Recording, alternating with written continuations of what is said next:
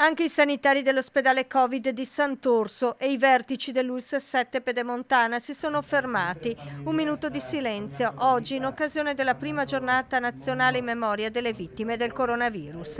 Un momento di riflessione nel ricordo delle oltre 10.000 persone che nel Veneto hanno perso la vita a causa della pandemia. Innanzitutto le condoglianze ai familiari di tutte le vittime che ci sono state nel nostro territorio, della nostra azienda, della Pedemontana, 463 vittime dall'inizio della pandemia. Poi un grande ringraziamento a tutto il personale sanitario, sociosanitario dell'azienda, delle strutture residenziali per anziani che ha lavorato e sta lavorando da più di un anno con un grande stress. Bandiera mezz'asta e un minuto di silenzio anche a Bassano e negli altri municipi della Pedemontana.